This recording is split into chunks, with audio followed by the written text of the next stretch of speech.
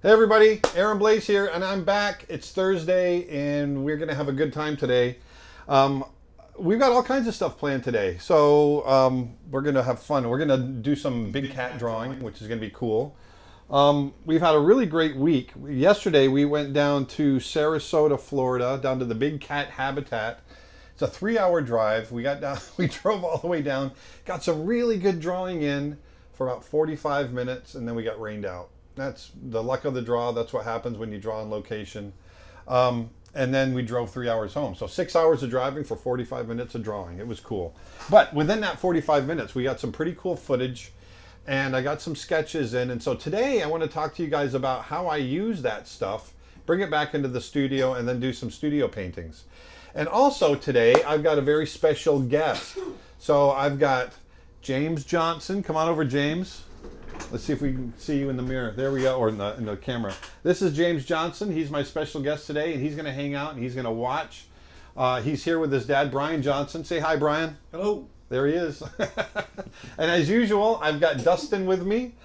He's going to be fielding questions. Say hi, Dustin. Hey, guys. And then over in Sarasota, Florida, we've got Nick, my business partner, and he's going to be doing links to everything and all that kind of great stuff. So, and he'll be answering questions as well on the keyboard. So, anyway, why don't we just go ahead and dive in? You can sit here, James, or you can sit wherever you want. We're going to just dive right in. Also, I forgot to tell you that I have a coughing fit. That's okay. No, you. Hey, I cough all the time, and when I get thirsty, I just sit here and I drink. I drink my iced tea because it's good for my heart. So anyway, so we're gonna go. Let's first of all let's talk about what we were doing yesterday. So I went down and I've got these are all quick sketches that I did on location, and this is something once again. There's only a few of them because we were only there for a little while,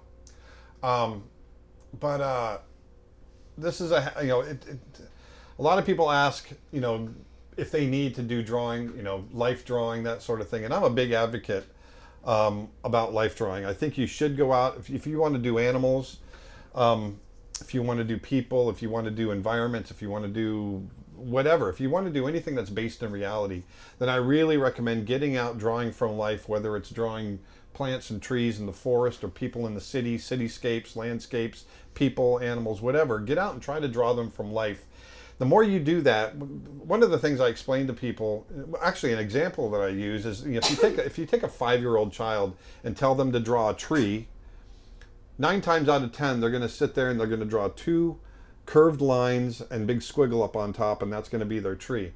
But if you take that same kid and you bring them outside and you put them in front of a tree and you say, look at that and now draw it, they'll sit down and they'll really look at it, and that you'll see it might not be a great drawing, but they'll do something that they're observing, and that starts filling up what I call your visual library.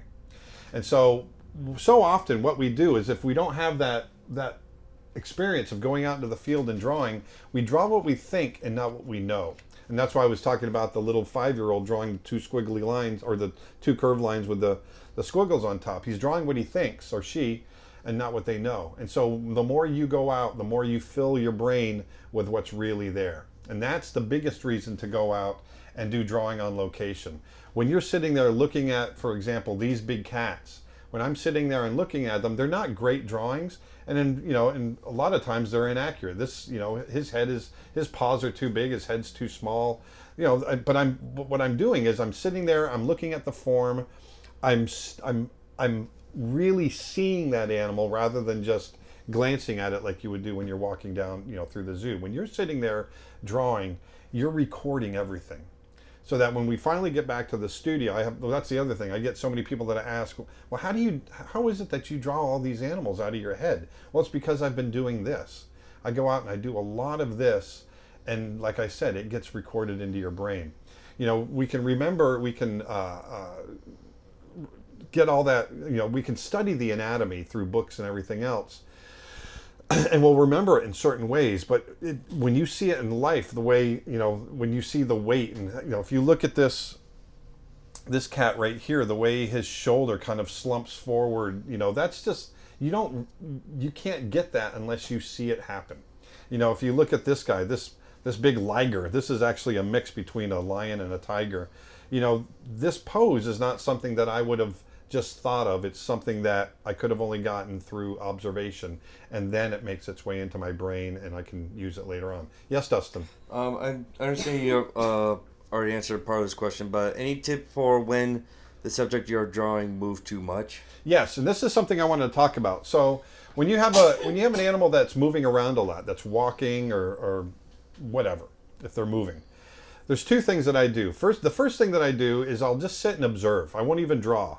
Just sit there and watch the animal, and just you're recording in your brain rhythms, proportions, flow, all of that kind of stuff. And then when you're ready to draw, especially if it's still moving, what I'll do is I'll wait till it hits a pose that I like, and then I'll look away really fast. It's almost like you're leaving your brain with a little flash. And the cool thing about animals that are in captivity like that is oftentimes they'll follow the same path. And so you can wait till they hit that same pose again and look up and then look away again. And your brain will be left with a freeze frame image for a little bit, and I'll record that very quickly. I draw very, very loose, very quick. And then once I get down the general proportion, the general rough drawing, then I can look at the animal as it's moving around and pick up little details. And that's what I did with these. Even though these guys are just laying here, they were still moving around. They were changing poses and all that kind of stuff. And so I would just really quickly lay down the block in the drawing and then hit the details later. Also, with this, I really recommend, not just drawing, but bring your cameras. Bring your, if you have video cameras, if you have still cameras, bring that too. All of that really contributes to having enough information when you get back into the studio. It's not all just drawing from life and then I go home and I just make these drawings out of my head. I don't do that. I do the stuff from life so I can get a sense of that form in my head in 3 dimensions, and then I go home and I pull up my photos. Go ahead, Dustin. Do you recommend visual drawing over memory drawing? I have a hard time drawing from memory, but I do very good at visual drawing. Any tips? Well, that's what I'm talking about. So visual drawing will benefit your memory drawing. The more visual drawing you do, you're filling up your visual library, and that will enable you to go home and draw from memory. So do as much visual drawing as you can, and then the more you do that, the better your memory drawing will be. So let me come to here, and I'm going to show you some of these. So, and I picked up some.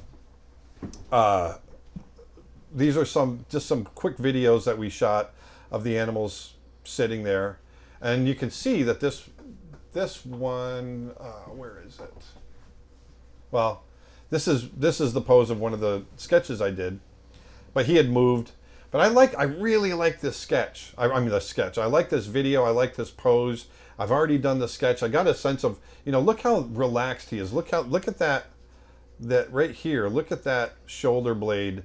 How it just sits inside, very relaxed, how everything just kind of slumps. I really like that pose, and I like that kind of regal look to him. So I think I want to use that. So one of the things I've done is I've gone in and I've done a frame grab, and I'm going to use that as reference. I like that as well, along with, these sketches. This is the same pose, the same cat, and the memory that I have. And I'm going to go ahead and do some sketching. So why don't we just go ahead and dive in. We'll start with a new file.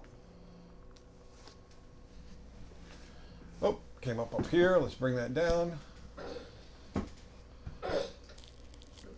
Here we go. On site, do you use a pen and paper, or do you use a tablet? I've experimented on site using a tablet, using my iPad Pro and using Procreate software, and it works fairly well. It's just, if it's bright and sunny out, it's really hard because the screen doesn't get bright enough. When I'm out in the field, I'm still a big advocate of using paper and pencil or pen or whatever it is that you might have. Yesterday, I went with pastel charcoal, grabbed, a decent size newsprint pad. I like to draw big. and just sat down and started drawing. Actually, Dustin, can you run over and grab those drawings that they're in the newsprint pad right over there against the sofa? And I'll show you. I'll show you about the size that I sketch as Dustin takes his time. And no, that's the wrong one. That's not the one I used yesterday. You were there. Is it not there? The yellow pad? Is it in the red bag? Yes, it's in the red bag. There you go. Sorry, it was in my red bag. But one of the things I'm gonna do is I'm going to. I don't want him to look like he's sitting in a zoo. That's the first thing. I want. Is this the one you're looking for? No, but don't worry about it. I don't know where it is. So I'm going to sit here, and I like that composition. And like I said, I know like those shoulder blades are here, but they're kind of relaxed, and I want to get that flow coming here like so. I'm going to move this over. Hold on one second, because I want to see. Forget it, Dustin. Is it leaning against the... Dustin, let me see. Just hold it up. Is it leaning against the thing there? No, forget it. Come on back. I moved it somewhere. So, oh, I found it. I found it here. I had it here. Had it here the whole time. This is what my son puts up with all the time. So, but this is the size that I use. So it's on location. And I like to go bigger if possible. And I've got a fan going right now. But they're not huge drawings, but they're big enough that I can draw kind of large. And that's that exercise for me it's a good exercise. I like to draw big. I don't like to draw noodly. Some people like to bring a little sketch pad, which is fine. But I think it's a little more fun to draw a little bigger. So that's what I do here. And I really recommend it if you don't already do that. Get a big newsprint. Don't fall in love with your drawings. It's really about getting out there and recording information. And then getting it in your brain, and then from there, you can come back to the studio and do what we're going to do today. Now I want to push his attitude a little bit too. I think. Now one of the things about big cats, I'm one of the anchor points that I look at on different animals are the slope of the head to the slope of the nose. I'm over on Tuesday on Facebook. I was talking about wolves and how to draw them. And if you look at a wolf in profile, the forehead and the snout are pretty parallel. You got the forehead.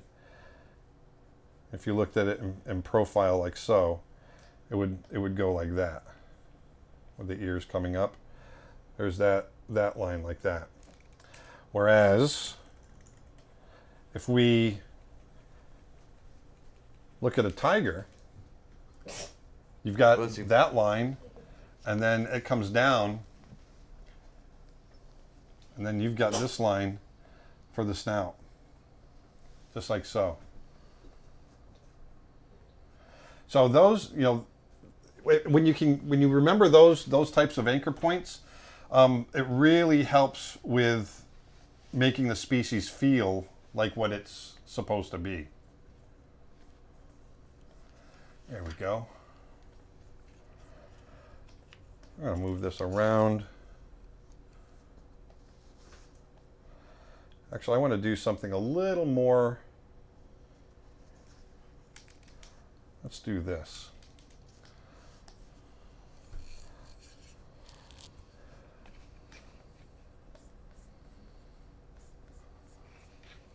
I want it to feel like he's a little more at attention. I'm going to bring him up a little bit more. Like he's looking at something. You have a question? What kind of software are you using to draw the picture? So James has a question about what kind of software I'm using to draw the picture. And I actually get that question a lot. this is Photoshop. So I'm using Photoshop CC, which is the latest Photoshop.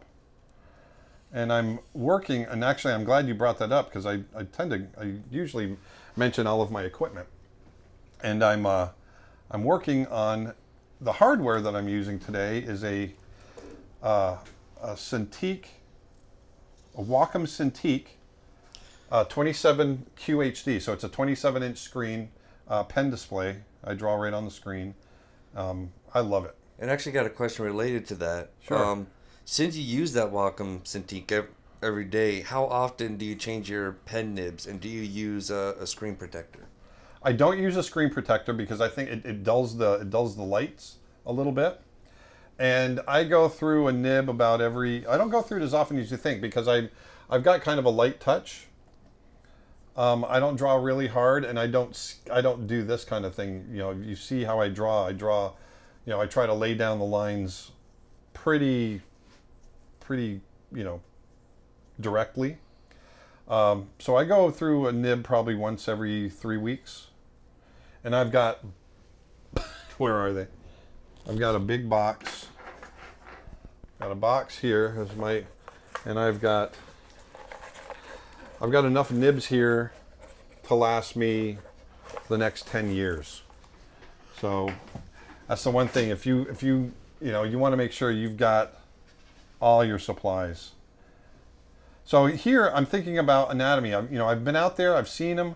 I've seen that shoulder blade. I'm thinking about that shoulder blade under the skin, coming into the shoulder here, into the upper arm, and then down into this paw. And I'm going to imagine him like he's maybe up on a ledge a little bit.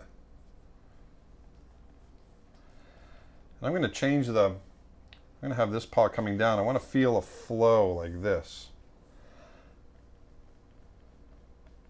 Do you have any tips for casting shadows of subjects?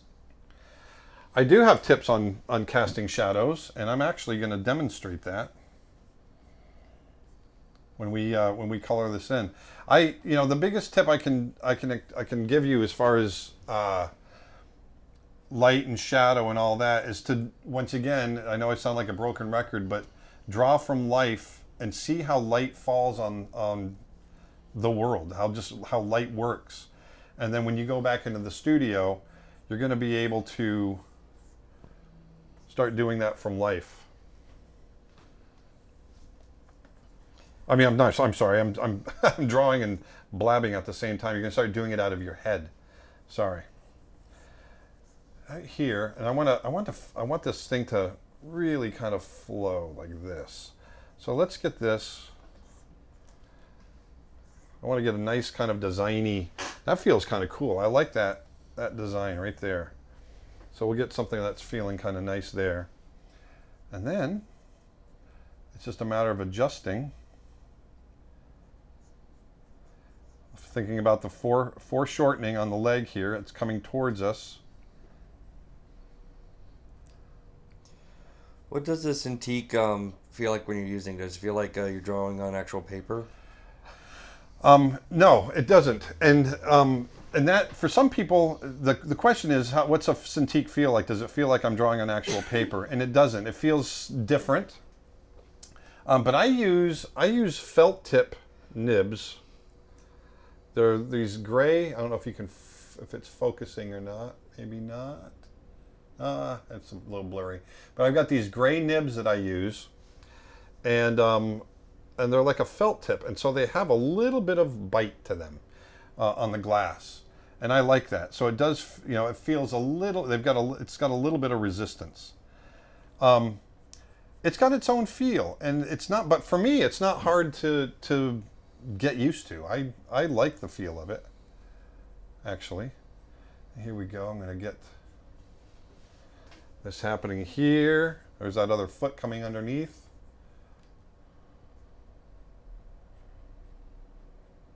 So I just go through very quickly. Very quickly. I want to get that overall flow feeling first. And I know, there's latissimus muscle coming up this way, which goes into the serratus muscles on the ribs. And this guy's a little, he's a captive cat, so he's a little chunky. So I'm going to thin him out a little bit. Yeah, Dustin. Could you name all the different anchor points in a big cat drawing? Well, I'll name the ones that I think about. So, when I'm drawing a big cat like this, whether I'm using reference or I'm drawing from my head or both, in this case, I break it up in my head into different units. I think of the head, like we have here. Then I go into the neck. Then I think about the shoulders. I think of all these separately, but they have to fit together. Then I think of the trunk of the body, and then the pelvis and the back legs, and then into the tail. And then knowing that all of these parts need to have a flow, have a rhythm that feed into the next part.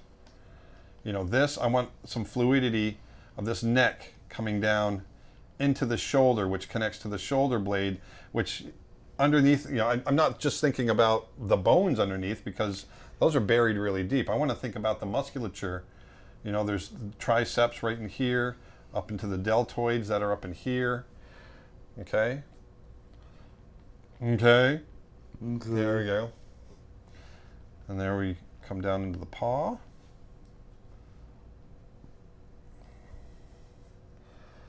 So here's a pose that I'm digging. And we can further emphasize that arc by adding grasses that kind of mimic that, which I think kind of be cool. If we put him up, on a little knoll, if we imagine him on a knoll out in the, in India has a lot of termite mounds and whatnot. Maybe he's sitting up on a termite mound, an old eroded termite mound. There we go. So you can see here that I've stayed really rough and gestural, trying to find the flow. There we go. And once I get that, then I'm going to flop it. Yeah, Dustin? Can you tell us something about line weight? After you're done with your... Sure. Yeah. No. With line weight, you'll see me use line weight from an aesthetic standpoint when I start going to my more of a finish.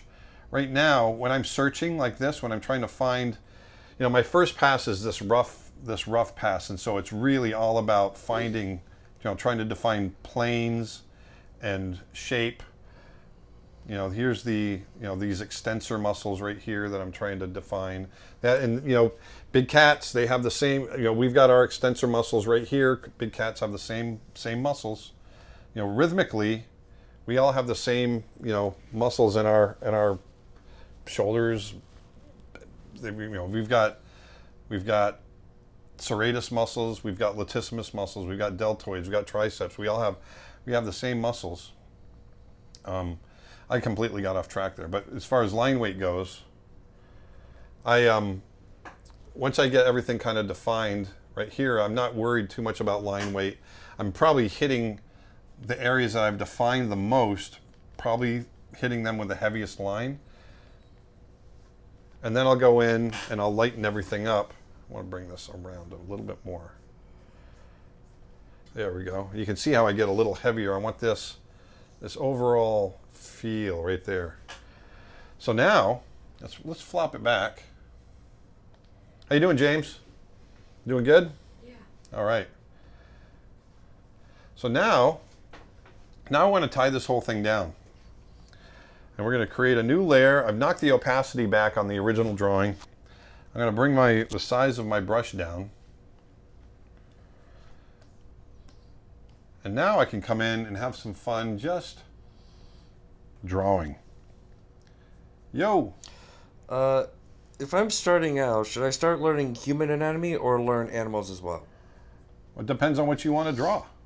If you want to draw humans, then get in there and draw human anatomy. It depends on, they're both there for the learning. So whatever it is you want to learn, you get out there and draw it. When I was a kid, I was more interested in drawing animals than I was people. And so I just learned everything I could as far as drawing animals goes. But if you, let's say you want to be a Marvel artist or something and you need to learn human anatomy, then obviously get out there and learn your human anatomy. So I'm coming in here now and just going to define that. In transformation sequences, how are those coordinated between artists? Like, where does one artist stop and the other one come in? There's a weird segue. The what? In transformation sequences? Like say, in Brother Bear when Kenai's turned to the bear. Like, I think what he's talking about is like how there's usually a team for for like the human form of Kenai, then there's another. Well, I mean, every bear. It's hard to say in transformation sequences as a unit. I mean, every transformation I've ever seen has always been different. But in ours, we only had one character transforming, so it was one animator that did the transformation. But within that, there was animation for the some of the spirit animals that were coming out of the Northern Lights, and so we had another animator, other animators that handled that. Trey Finney, if you're watching, if you guys don't know Trey Finney, see, I did this to Jim Jackson last week, but right now I want you guys to look up Trey Finney.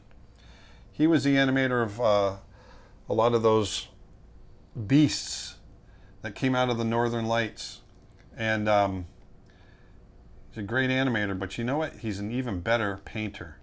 Look up Trey Finney and go to his website.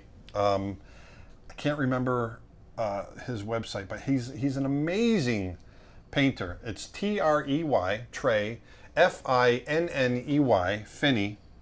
Go check out his work. He was, like I said, we all worked. We went to college together actually, and then he was an animator at Disney. We animated together, and then now he's a painter. Living up the Carolinas, living the dream. And also, I wanted to give a shout out to my buddy that was with us yesterday when we went out to the Big Cat Habitat, Ronnie Williford, who is another great painter. If you guys are looking for, good reference on and teachings on how to paint and color and all that, looking for good artists to look at, then you can't go wrong with these guys, Trey Finney and Ronnie Williford, RonnieWilliford, Williford. And I'm gonna do the stripes. I always do the stripes later on a separate layer, and I'm gonna do this slightly. But so I got off track again, like I always do. But it really just depends on, as far as whether there's multiple animators or not. It just depends on what the needs are for the shot. And then, we had different animators for all the effects. We had different animators for different parts of the character animation. So, there's a lot of people that, at least in Brother Bear, in that version, a lot of different people worked on that particular sequence, that transformation sequence. Yeah, Dustin? How long does a Photoshop painting usually take to finish? One of the things I love about Photoshop is how fast you can do a painting. If I was doing this traditionally, say in oil or acrylic, it would take me days or weeks. Whereas I can do a Photoshop sketch. We'll probably have something relatively done by the end of this stream. So 2 hours. So we'll probably draw for 2 hours today. You guys don't have to sit here for 2 hours if you don't want, but you can. But yeah, usually I try to do 2 hours. Sometimes if I'm really into something, it'll go longer, 3 or 4. Yeah, you had something? I also have a question related to that. Sure. But how long does the sketch of the painting usually take? Well, let's see. We should time it. A lot of times, if I'm not talking, the sketch, like this sketch that I'm doing, if I'm doing the rough sketch and the finished sketch, it's probably an hour. Just trying to get everything down. Oops, I don't like that. Trying to get everything down, in a very coherent way. One of the things that, the reason I take my time on my sketches, my drawings, this is my this is my technique, and by no means is this, I'm not telling everybody to do it this way, because I know a lot of artists that kind of, they go really loose and then refine as they go. I like to find my drawing, I like to really define my forms and where I'm going to go early in the process. So, I like to draw. I always think of a good drawing as the like the architectural plans for a house, except these are the architectural plans for a painting. And if you have good plans, then the building will go smoothly, and that's kind of how I think about having a well drawn setup. Yeah. Can you recommend anything to help me learn the basics of Photoshop? I've actually got a video. I've got a video on my my YouTube channel, which you're watching right now. It's just an introduction to Photoshop, illustration in Photoshop. I don't know if you're an illustrator or if you're a photographer, but if you're an illustrator, then check out that video. It's basically just the really simple steps that I take to get a very basic illustration done. We will be having a full course of in the near future. Exactly, and so like Dustin just said, also hopefully in the next month or two, I'm planning an entire digital painting course, which will focus on different software as well. So it'll be Photoshop, Corel Painter. We'll look at Procreate for iPad Pro.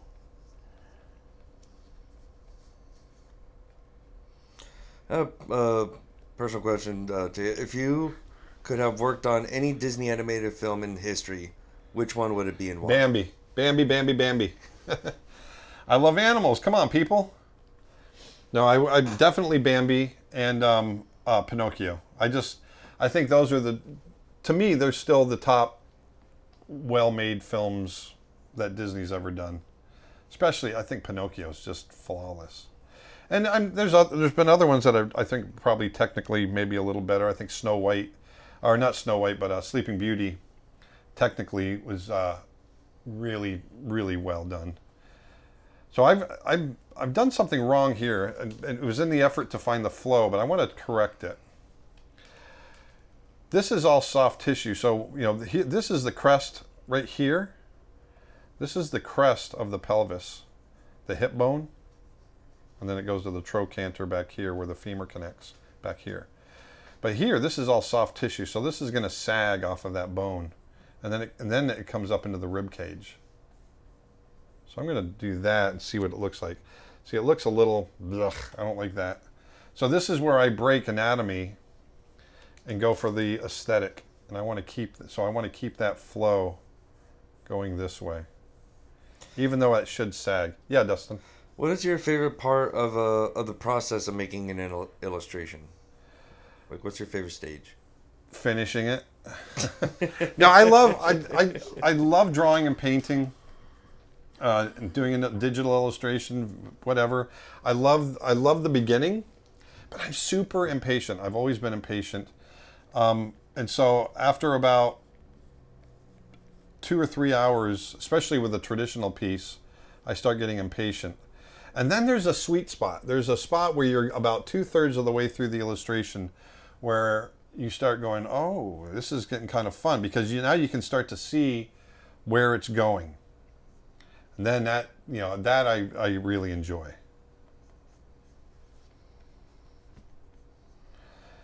And this is all, I'm anticipating this all being in shadow. I'm going to put this whole back end of his body into shadow. So I'm not going to get too super detailed here.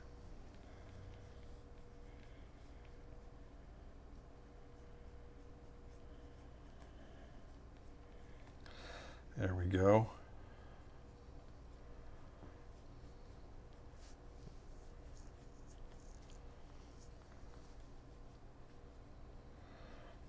And then one more. There we go. There's that foot. I keep feeling like I got to sneeze. Oh, I hate that feeling. There we go. So there's that foot. I'm thinking about, overlapping shapes down into the ankle. Here's a foot. Up into the thigh, back of the thigh. These stripes are going to come around into the booty. Right down into his booty. Right there.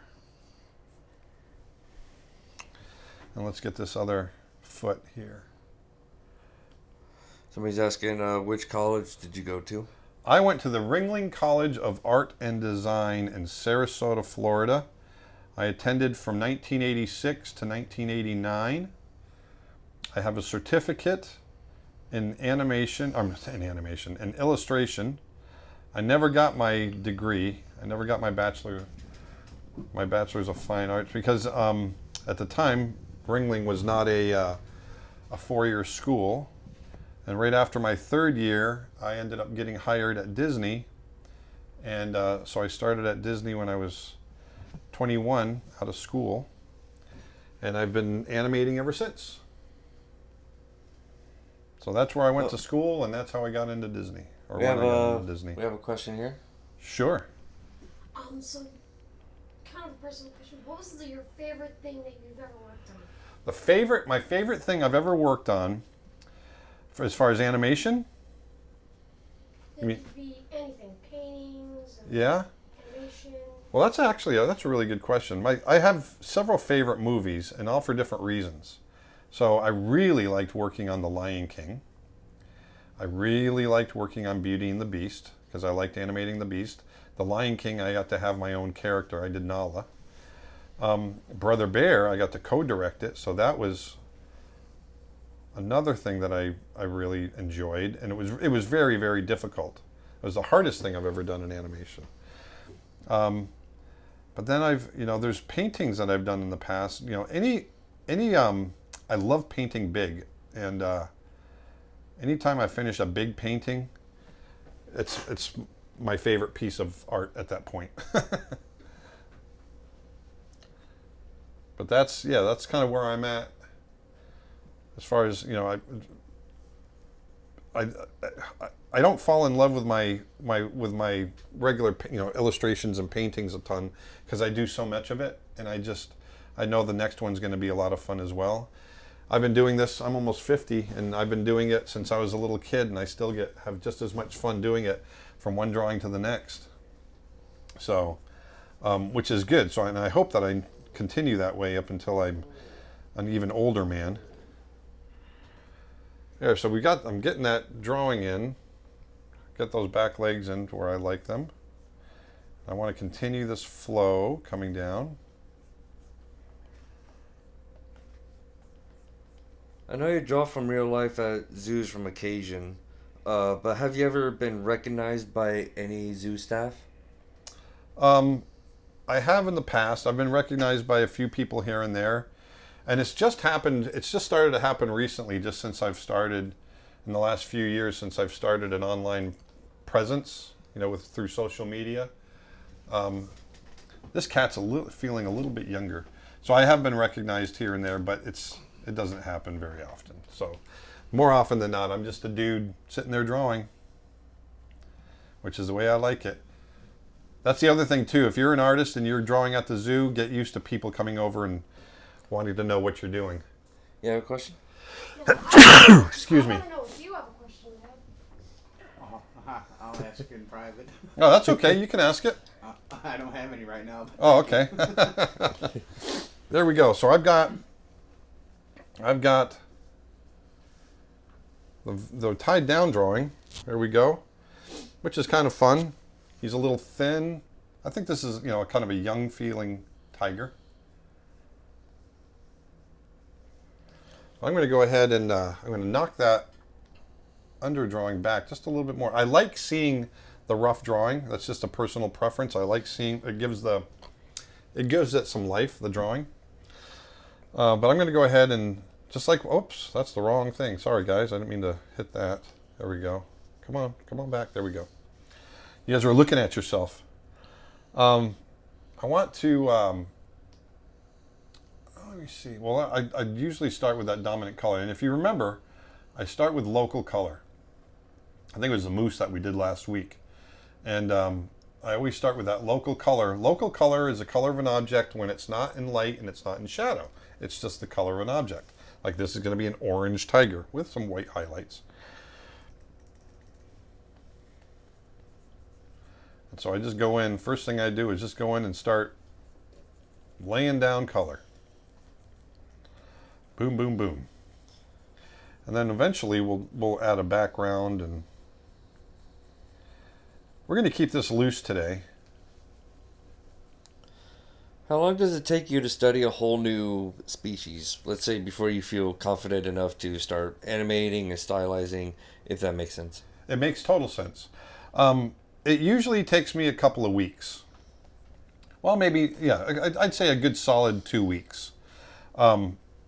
Because one of the things you got to realize is that, like I was mentioning earlier, most species, mammals, four-legged animals, humans, that sort of thing, we all have the same parts. We're just proportioned differently. You know, a bat flying through the air has all the same finger bones and elbow and wrist and shoulder blade and scapula and rib cage and pelvis and all the same parts we have, all the same muscles, but they're just proportioned differently. You know, their fingers are really long. A cat, you know, they've got all the same muscles, and dogs and horses and all of that. And so that being said, I just really need to understand the shape of that animal, the form, and how all those different parts that I've memorized the parts, how those parts have changed in their proportion, and how they fit together to make that particular animal the way it is. So that's what I focus on. What is the difference between visual development and character design? And what do you think is the best thing I could do as a teenager to get better at that? Well, visual development, character design is visual development. Visual development isn't necessarily character design. So, character design falls under the umbrella of visual development. So think of it this way: visual development encompasses all of the visual development for a picture, which means environments, props, characters, all that kind of stuff. So character design is an element of visual development, okay?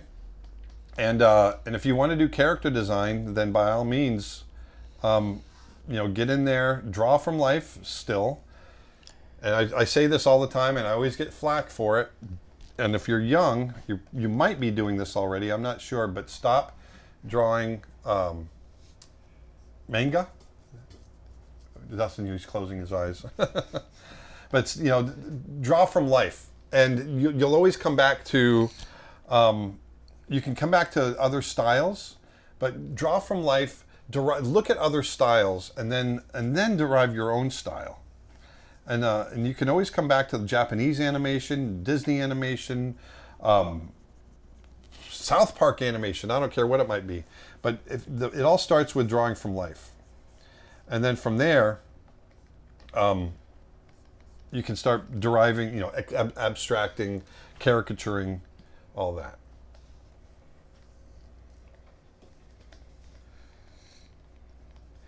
Do you usually do really quick 10, 30-second animal figure drawings as a warm-up before doing a more detailed one? I don't as much anymore. Sometimes I might be watching television and I'll get bored and I'll go over to my computer and I'll sit down and I'll just do scribbly sketches, or I'll grab a sheet of paper and I'll do quick little 5-minute, 2-minute, whatever sketches. And let me cover that up. And but I don't really do it as an exercise per se. It's just something I'll do just to pass the time, I guess. I got a silly question. Sure. How do you feel about wrestling a 50-pound teddy bear? How do I feel about wrestling? Every time I wrestle you, that's what it's like. Actually, that's a 250-pound teddy bear. Yeah, I was going to say, I think I'm 200 pounds more than a teddy bear. My son is a Sasquatch.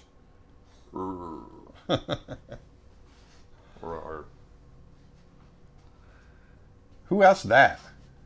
That was Mage Burger. Mage? Mage? That's a weird question, but I like it. So right now I'm just focusing on getting the pattern between orange and white established. How do you get the smooth lines in Photoshop? I'm not sure what you're asking. Like the how smooth, do you get the smooth blending? Yeah. This is my custom brush that I've created, and I've purposely made it to feel like a chalk pastel kind of feel that has that ability to, I've got it set right here. This right here helps me.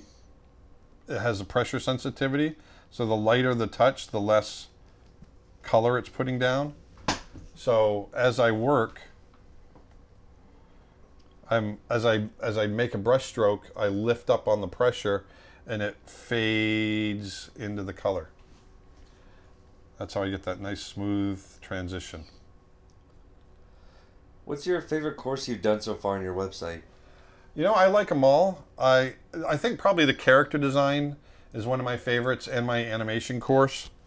I just had a lot of fun creating those, and I love all the animal drawing courses because, when I'm creating those, I'm literally sitting down for weeks, months, just drawing animals, and that's my favorite thing in the world to do. So it just gives me an excuse to do that. And at the end, and believe it or not, every time I go into drawing to an animal drawing course, knowing a fair amount, but I do tons of research to make sure that I'm giving you guys all accurate information. And every single time I learn something new. And so that's one of the things I love about doing my animal drawing courses is that I learn more than I thought I knew. You got a question? What's your favorite video or live stream that you have done? Oh, wow. My favorite video or live stream. Last week we did a moose. That was pretty fun. Because everyone had been asking about the moose. Moose for weeks. But I don't know. I like them all, and everyone is so different. That's a good question.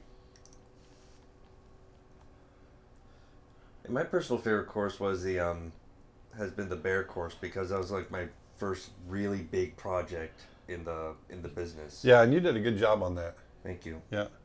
I mean, I did do part of the charcoal, but I think that was kind of a collaboration of both of us doing that one.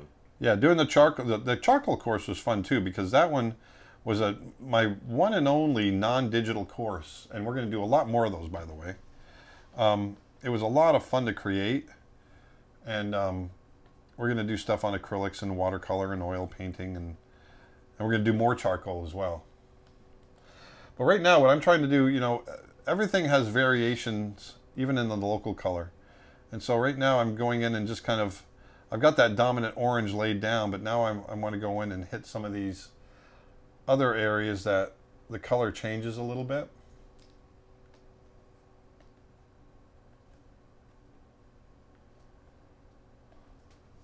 How are layouts used in cartoon production exactly? Were they traced by the animator and become extremes?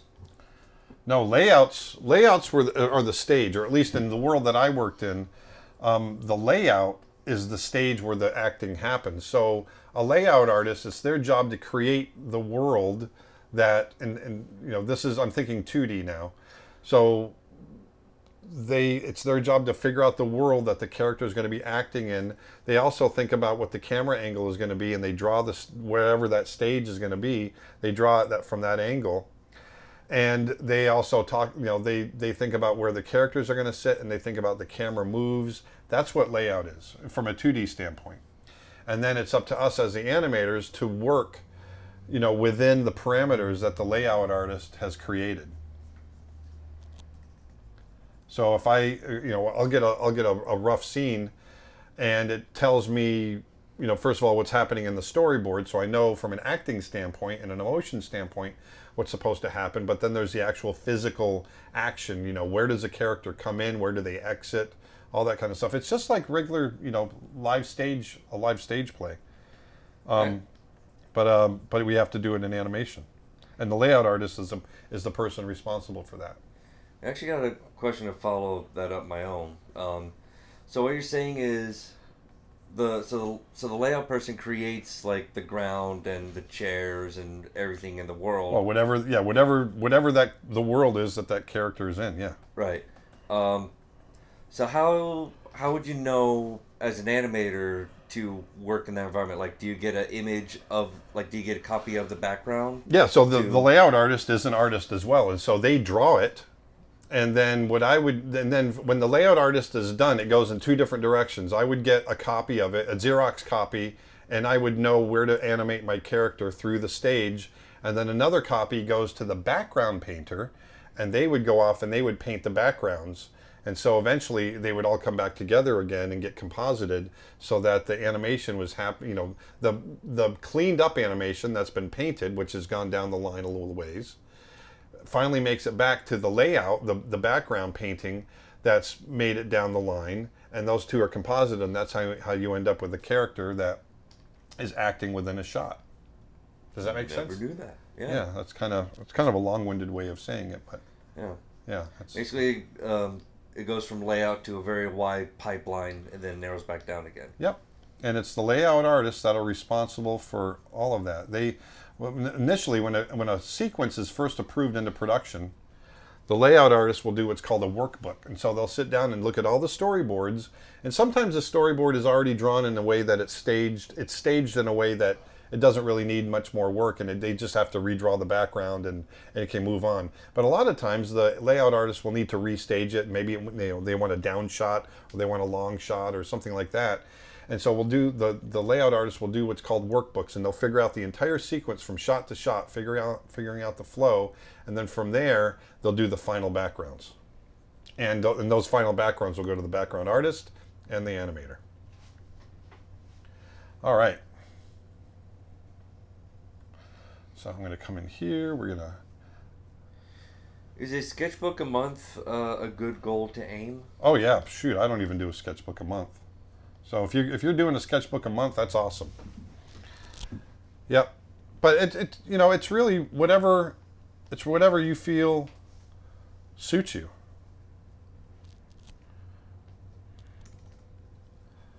And if you feel like you're hitting it, then that's great.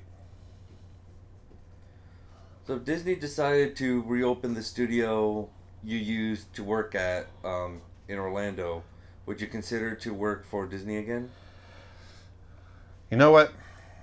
I'm sitting here today in my studio at home with my son, my friends, and I'm drawing a tiger because I feel like it. And I'm talking to a whole bunch of people around the world. I find it really hard to give that up. I love what I do now. I love the creative freedom that I have now. I love teaching. If there was a good project that came up down the line with another studio, maybe I would think about it. But I got to tell you guys, I really love what I'm doing. And I would find it really difficult to walk away from what I'm doing now. I don't have the big aspirations. My aspirations are to be, to live pretty simply and just create and be happy and teach and be happy doing that, which I'm very much am. And, I don't have the big director goals that I used to have when I was younger, there's nothing wrong with. I just don't have that in my blood anymore. And, I just love this simple life that we have now, and I get to draw whatever I want any day, every day. And if I feel like animating, I'm going to animate. If I feel like doing this or whatever, it's great. So. You got a question? Oh, they raised your hand. For animal drawing, do you prefer anatomy study first or real observation first? Both. I do both. You got to do both at the same time. Real observation is fine, but it's really hard to understand what's going on underneath, even in real observation. it's go and study, and it's really hard with Google now. You know, you can find any information that you want anywhere at any time. And so there's just tons of information. You know, before I go out, if I know I'm going to be drawing something I'm not super familiar with, I'll go on Google really fast and just go, okay, blah, blah, blah, blah, blah, and just do a rundown. And then I'll keep that in my head when I go and start drawing. And just that little bit of checking before I go always helps. I'm just graying him out just a little bit back here. Mm-hmm. You got a question this time? What is your favorite animal? My favorite animal, I love bears and big cats. Now, I love all animals, so, I mean, don't get me wrong. But when it comes to drawing, I love bears and big cats. Can't go wrong with those guys. Lions and tigers and bears. Lions and tigers and bears. Oh my. So I'm going to go opposite. I'm going to go kind of cool on this ground. What do you feel is more important in animal drawing or illustrations? Is it the expression or accurate anatomy? On animal drawing? Yeah, in animal drawing or illustrations, what do you think is more important, the anatomy or the expression? Well, it's the first of all. Hold on, I got a drawing on the wrong layer. For me, there we go. For me, it's you can't have one without the other. So they're equally important, and it depends on what you're trying to get across. You know, accurate anatomy isn't always absolutely necessary. It depends on what the stylization is that you're doing. Now, you know, I always believe in deriving your caricature from a background knowledge of accurate anatomy, but you know, it doesn't mean it has to be accurate in the finished product. So it just really depends on what it is you're trying to get across. But you know, when it comes to just regular animal drawing or caricature, you know, they're both equally important. And I'm just scribbling in something right now. How do you handle drawing in public while and being approached? I struggle with it and avoid it due to people approaching or watching. How do you overcome that? Any tips? People are curious, and you got to just accept the fact that you as an artist are going to draw attention, and people like that. And so, you know, accept it, roll with it, and enjoy it. Because if you're going to go out and draw in public, you're gonna draw attention. No pun intended. So now I've just created a layer on top, and I set it to multiply, and now I'm going to start adding some shadow. Would you get upset if Disney ruins your design of Nala and the remake of Lion King? No. It's Disney's. First of all, I don't think they would. Second of all, I designed Nala when I was 22 years old. I'm sure it can be improved upon. And no, it wouldn't bother me. I've got nothing. I loved every moment working at Disney. I loved everything about it. I've got nothing bad to say. I don't have any. I loved working there. It was a great experience. And the reason I loved it is because I was surrounded by some of the best artists in the world, I thought, you know, and really great people. We had a really good time. And we were always treated really well, and you know, and at the end of the day, we're making cartoons for a living, so that's a pretty cool job. And but going back to the question, I really just don't think it would happen because we, you know, Disney, Pixar, DreamWorks, they hire nothing but top quality, high caliber people. So I don't think anyone would screw up any kind of designs. If anything, they'd improve upon my old designs. When you're sketching, where do you use thick strokes most, like thicker lines? A lot of times, if I'm just doing line work, the question is, where do I use the thicker lines? If it's just going to be line work, a lot of times I think about where the light and shadow are going to be, and if it's an area that's lit, it'll be a lighter line work, and if it's an area in shadow, then I'll go heavier with the line. So obviously, if a character is lying down like this, if I wasn't coloring it, I'd go probably a little heavier on the line work underneath, along the ground, because that's going to be in shadow, like I'm doing now. That sort of thing. So here you can see I'm just quickly adding some shadow in here. Oh, you have a question? What was your favorite thing about working at Disney? My favorite thing about working at Disney was all my friends. And matter of fact, I had a whole bunch of great friends there, but I got to do it again. Hold on, let me find him. Jim Jackson. We got to mention Jim Jackson. There he is. And you guys got to check out Jim Jackson. The question was, what was my favorite thing about working at Disney? We had bands. We played music together. We drew together. Jim Jackson was always part of it. Jim Jackson is an animator at Blue Sky, and I've always got this thing. I got to mention Jim. It's just something that I've done in every interview that I've done. We've done it for 25 years. Go check out. Jim's a great animator, by the way. And you need to go to jyjackson2.com. jyjackson2.com. That's his website. You'll see his animation. He's got some amazing animation there. But the question was my favorite part, and it was my friends. Ronnie Williford, who's my great friend now, who's another guy you got to check out. Check him out on YouTube. Check him out on Facebook.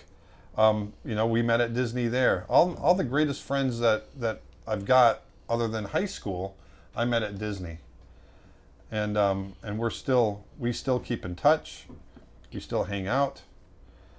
And we still crack jokes on each other. Jim Jackson. Jim Jackson. I just like saying his name. Jim Jackson. Do you believe an artist that would love to work for Disney needs a degree, or do you think a portfolio could speak for itself without a degree? A portfolio is always, always, always more important than the degree. Now, that doesn't mean, I'm not saying don't get a degree. Some people need to go through the process of getting a degree in order to learn what they need to learn. Some people don't need that. I'm not here to tell you that you do or don't need a degree, but when it comes to looking at who I'm going to hire, I don't look at a piece of paper to say you've graduated college. I look at the work that's in your portfolio. So take that with a grain of salt, take it the way you want, and then make your own decision from there. And I was on the review board for 20 years at Disney, and I looked at a lot of portfolios, and some people didn't have degrees, and I can tell you, a lot more people made it into the studio that had degrees than that didn't have degrees. And it's not because we weren't looking at them because they had a degree. We were looking at them because their art was better. They had better training. So take that with a grain of salt as well. Are you using any reference for this drawing? Sorry if this has been asked before I just logged in. Yep. So that's okay. I'm glad you said that because I was about ready to go ballistic on you. No, I'm kidding. No, this whole Aaron Smash. No, this whole stream today is all about using. I was yesterday. I was at the Big Cat Habitat in Sarasota, Florida, sketching and photographing, and so now I'm using the photographs and sketches, and we're doing this image today. So yes, I'm using both sketches and photographs.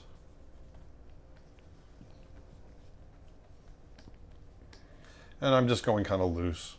I'm talking a lot, so when I talk a lot, stuff comes out a little funky, but it's all right. Yeah, we're having fun. We're having fun. We've been at it for an hour, so we're getting there. I'm going to do my highlights.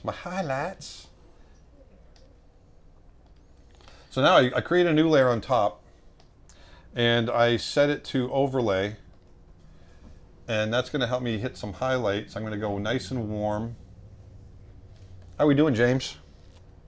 Yeah, it's already been an hour. It's already been an hour, It's been man. an hour. Time flies. Crazy, huh? Yeah. If you're just joining, I've got James Johnson here in the studio with me. Right here. There he is, James Johnson. James Johnson, right there. And we're hanging out, having a good time. There we go. It's getting a little too yellow for me, so I want to come back on that. And I'm going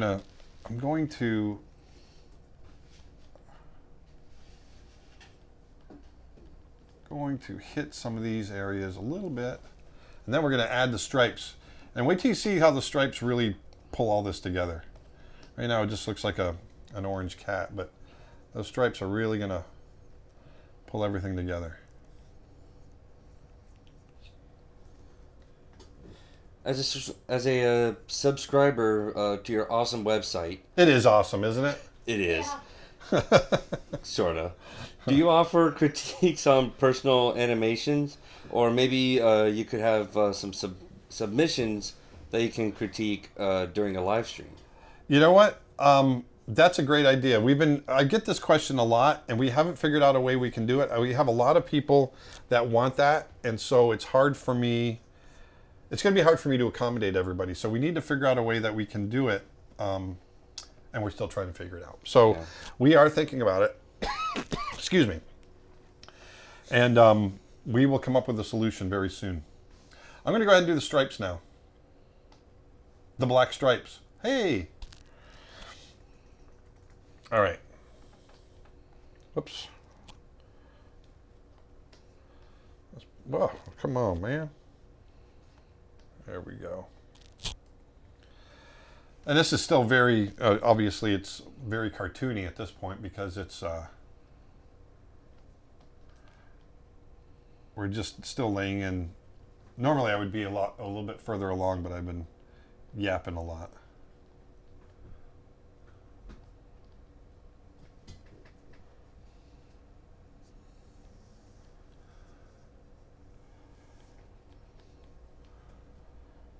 There we go.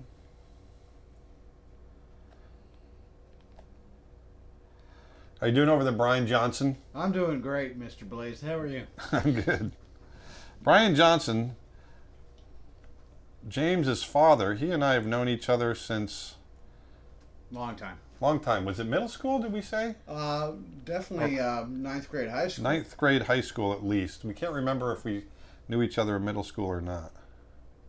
We were talking about this the other night when we were sitting out on my front porch. I think we decided that we didn't because you went to a different middle school than I did. That's right. So we met as freshmen in high school.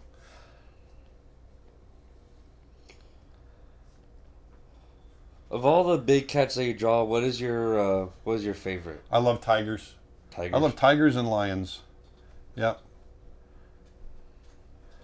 I love them. Love them all. I like tigers just because of the, for the part that I'm doing now. I like when it comes time to do the stripes, and it all just comes together. And the stripes are always a very specific.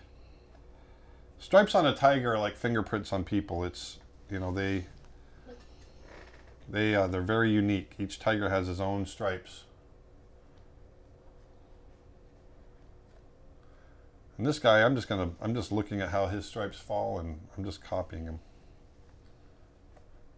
You can see I go fairly quickly and loose. There we go. In which studio did James Johnson work?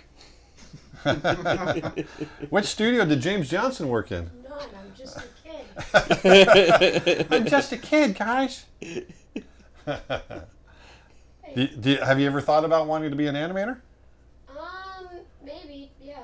That's cool. Well, maybe you should ask, what studio did my dad work in? I mean, he could give you a good answer. Oh, yeah? What studio did you work in, Brian? Oh, I worked at a boutique art facility in Winter Park, Florida called Silent Planet. Awesome. Did Silent not Planet. know that. Very nice. What did you guys pretty much do? They did a lot of print things, but we also did some commercial work for Disney a few times. Like for instance, they had a local career fair, so we did the local spot for TV to get people to go out and apply for jobs. Things like that. Our developmental artwork for some Universal attractions. Some of the stuff that went into a lot of local business things for the Orlando, Central Florida area. Awesome. It was a good time.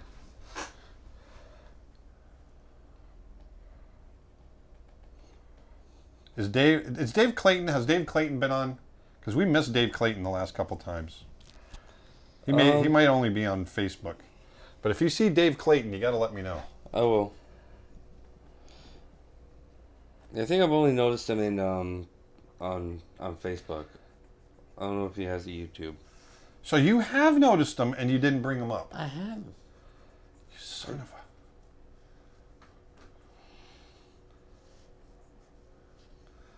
a... All right, so now we're coming around. Gonna have some fun. What's the advantage of drawing the stripes after putting in highlights and shading? Well, if you notice, I'm doing that. I'm putting, and it's not showing up a ton, but I'm doing I'm doing them underneath the shadow and highlight layers. I wanted to find that form before for me, it's just a personal preference. I wanted to find that form before I start adding the stripes, because the stripes will actually, on one hand, they actually help define the form because they wrap around, but on the other, they kind of break it up a little bit. And I want to see the form in its purity before I put the stripes on.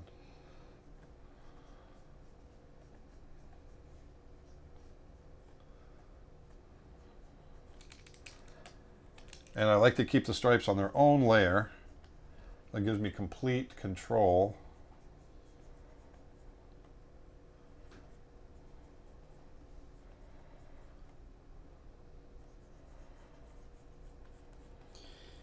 Any animation exercises you recommend to warm up a beginner's level? Animation exercises, you know what? Anytime you can do some short dialogue, anytime you can do anything that has a change of idea, anything that involves expression, emotion, emoting, expression, any of that kind of stuff, that's always good.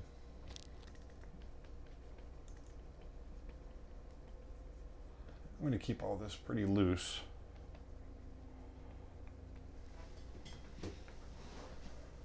Coming down into the neck. I love drawing tigers. I heard you animated Nala from The Lion King. You did? Just wondering, did you also design her? I did. She is based on my daughter. Her eyes are based on my daughter, Austin Blaise. Look up Austin. She just had a baby. I'm a granddad twice over now. Look her up on Facebook and tell her you said hi. She would really be creeped out by that. Yeah, well over 300 people just randomly going into her Facebook channel. Hey, I know your dad. Her name is Austin Blaise.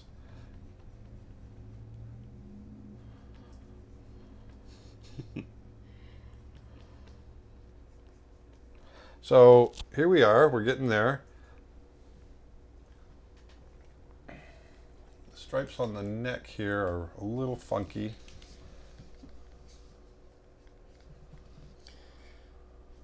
Fellow animators, does anyone ever get stressed out watching animated movies, feeling like you're never going to get there? Never going to get there? Huh? Do you have any advice to combat that feeling? I don't know what the question is. Like watching like people that want to get into the animation business and seeing these animated movies. Like they have that feeling like maybe or maybe not they might not make it to that point. Well, you know what? It's I got a lot of advice on that. Oh boy. I think I just opened Pandora's box. I'm sorry, guys. You know what? And I'm going to sound like, this is my time to sound like the grumpy old curmudgeon man. We live, this generation, and I'm sorry, whoever asked the question, but I'm just going to let you know that I'm going to let you have it. Don't be impatient. I call this the American Idol generation. It's they want instant success. And you know what? You're going to get there, but you have to work at it. Everything in this generation, everybody's used to instant gratification. We've got, you want something, and I know I can't help it. But there's certain things, relationships, jobs, certain things have to build, and they have to take time. You have to take your time to get there, and it's just going to take time. One of the number one questions I get when I go to colleges to speak is they ask me, hey, what do I need to do to become a director? And this is a person still in college. You got to work 20 or 30 years. That's what you got to do. So don't be stressed out. Just know that it's a journey, and enjoy the journey.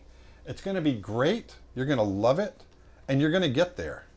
If you work hard at it, and if you like it enough, you're going to get there. I guarantee you. And maybe you didn't have that intention asking the question, and if you didn't, I apologize. But if you did, I don't apologize. I want you to enjoy yourself. Get out there and enjoy it. And don't stress over whether or not you're going to get there.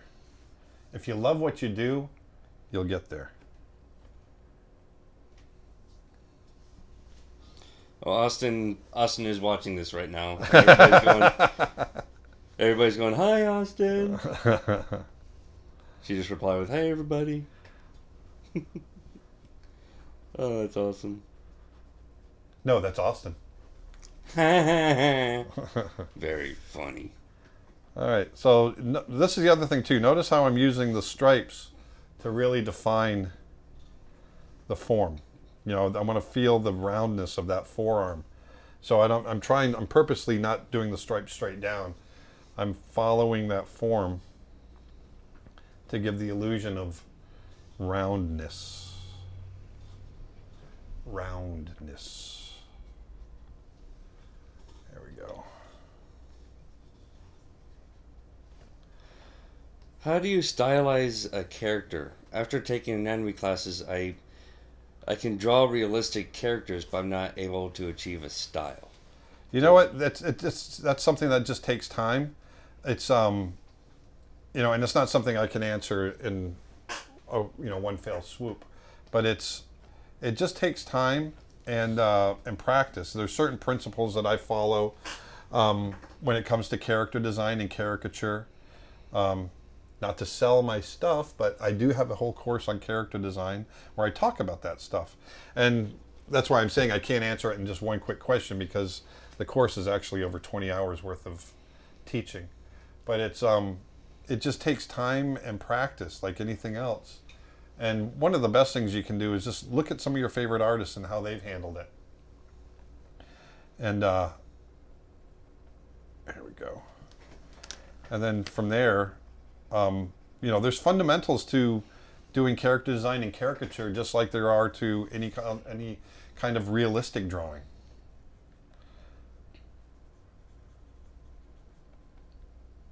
So I'm slowly making my way back along this cat. This cat. See how the stripes are coming together. He's looking kind of fun now, huh? Yeah. Yeah. Yeah. I got a tough audience here, folks. Yeah. What is that? Yeah. Lordy. That's Dustin.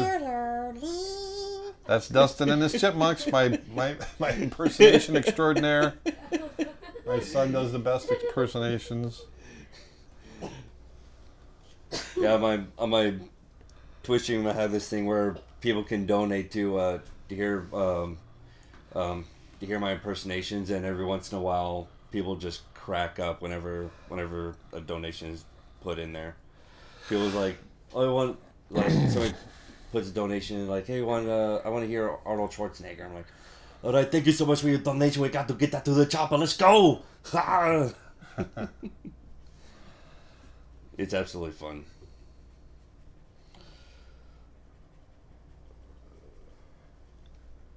There we go. Now, I'm trying to get a little bit, I'm trying to turn those, and it's shaggier fur in here, so I'm giving the illusion that I'm trying to give the illusion, and I will add a little bit of fur over the top of that we're getting some white fur overlapping the dark stripe, and it's a little shaggier.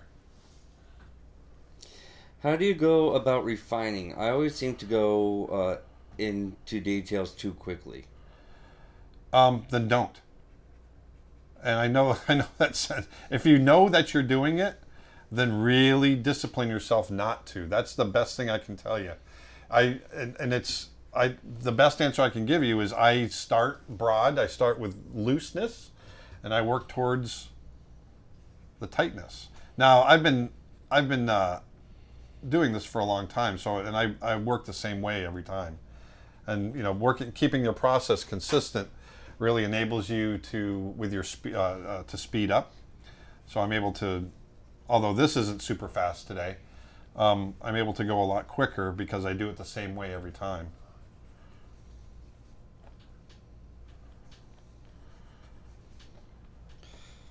So you got shirts available for purchase on the website, but any chance you'd put some hats up for sale on the site anytime soon as well?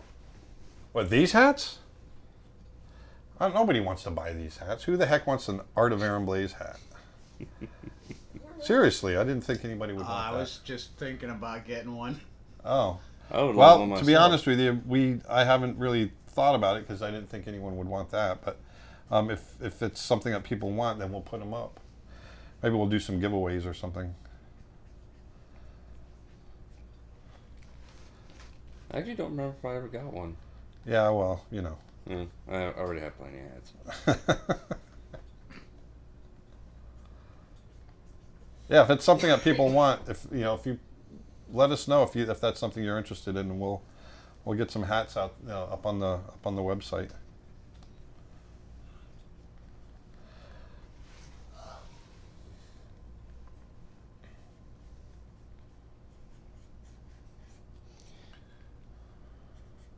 Nick said hats will be up next week. Wow. All right, Nick. Go, Nick. It's your birthday. No, it's not really, but I'm just going to say. That was just weird. Yeah. I don't know where I was going with that. That was just weird. Creepy. All right, I'm almost done. Sorry, guys. I'm coming down the home stretch on these freaky deaky stripes.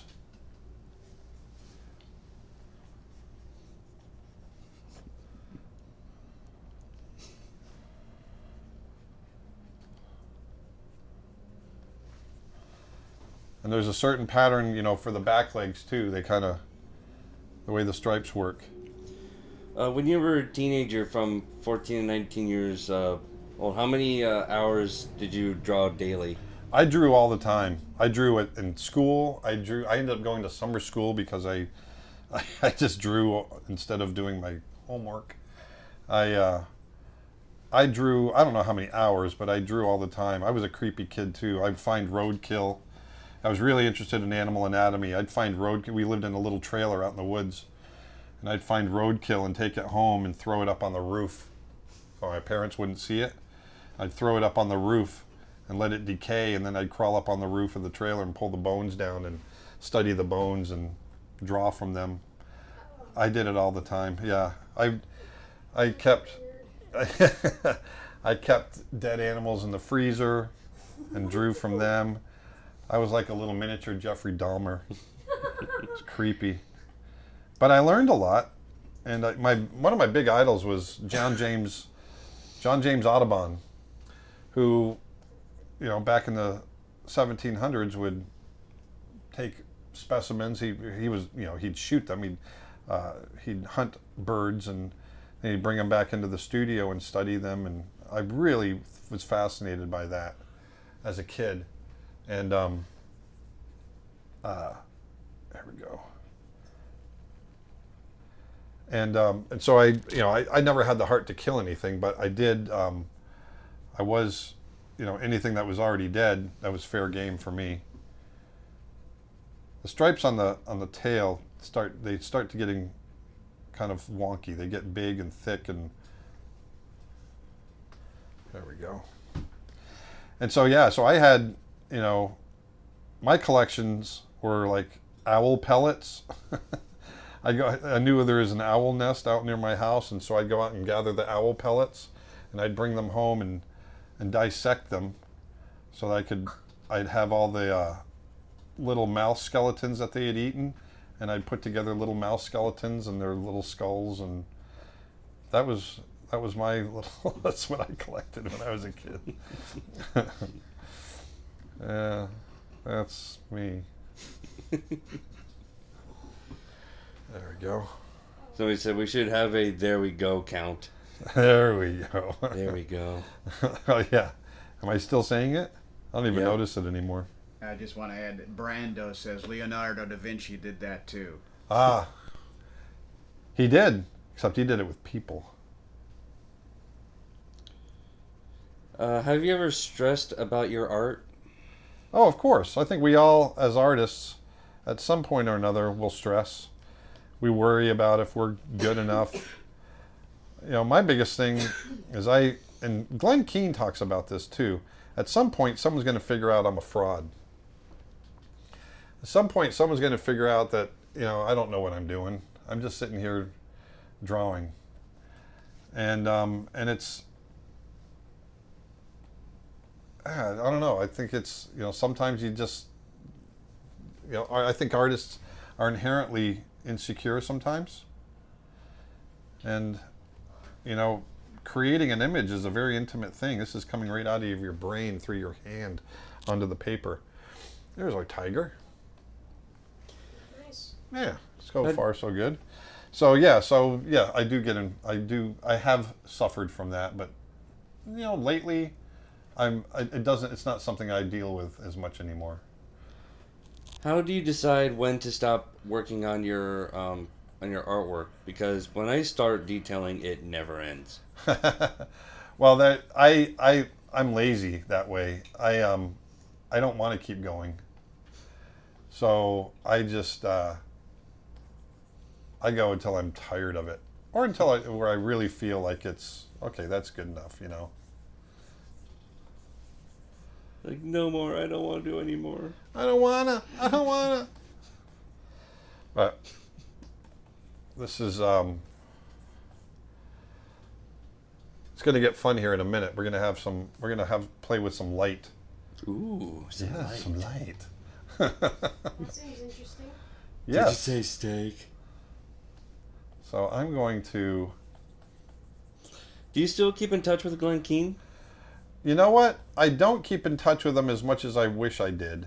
Glenn's a very busy guy. We've communicated. We've emailed a couple times probably in the last year or so. I think actually it's probably been longer than that. The last time we communicated was right after he finished Duet, and then after that we haven't really been in touch. Do you usually listen to music while you're drawing? I always listen to music while I'm drawing. Always.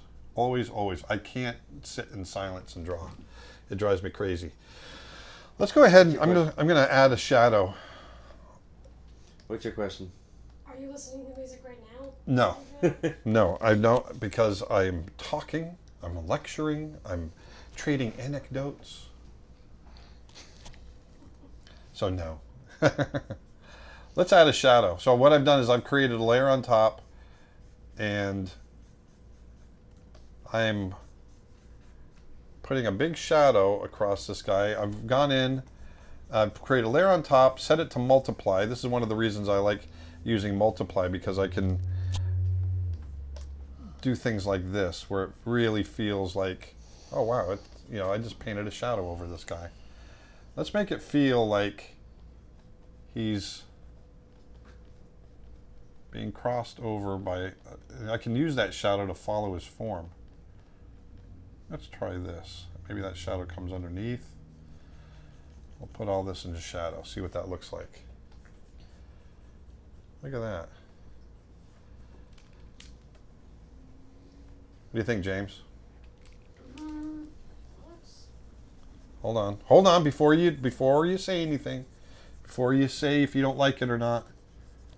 Hold on, we're gonna make this right. Not a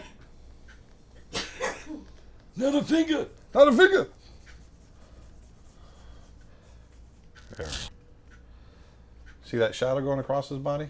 Yep. His body.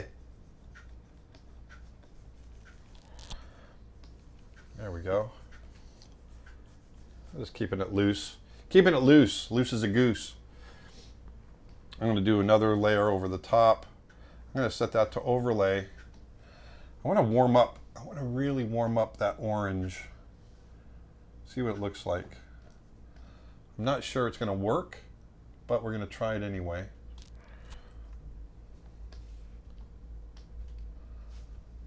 You're awfully quiet over there, Dustin. Trying to pick up the best question here. Three main styles I see for animation are Disney, manga, and cartoonish. As someone who enjoys painting fairly realistically, do you have any art styles suitable for animation aside from the mainstream? That's a good question. I don't know. I mean, I think my style, if I were really left to my druthers, I would probably go more realistic. And I think Snow Bear, which is the project that we're working on right now, will end up going in that direction. Although it's probably more in the Disney realm as well. See how I'm warming this up with I did another little overlay. It really kind of warms that up. So yeah, I mean, matter of fact, I think we're due for something like that. So there's that right there. Good. I want to go a little darker in the background now. Did someone teach you how to use Photoshop? My friend Andy Harkness, who's another guy you guys should look up. He was one of the art directors on Moana. Among other projects he's art directed. Open Season, I think he art directed the original Open Season. And he used to be a layout artist at Disney. That's how we, in Florida, that's how we know each other. But we're also really great friends. And I was developing a project at Disney before I left called The King of the Elves. And Andy was going to be our art director. And at the time, I was still working on pencil and paper. But I knew, because it was going to be a digital film, 3D, I knew that I needed to get in there and just start working digitally. And so I asked Disney to go ahead and give me Photoshop and a Cintiq. And being Disney, they were very accommodating, and they did that. And Andy kind of showed me the basics on what I needed to do. And then from that point on, I just kind of came up with my own technique. That's one of the great things about Photoshop, is that it's so robust. Anybody can adapt their own approach, and make it work. So Andy Harkness, though, he was the guy that really showed me the way. So here we go. Let's rotate it around. So I basically, this to me now is kind of the rough. We got the rough guy laid in, which feels kind of nice. Now I like to. I'm just going to throw in a few highlights, a few details, and then we'll call it done.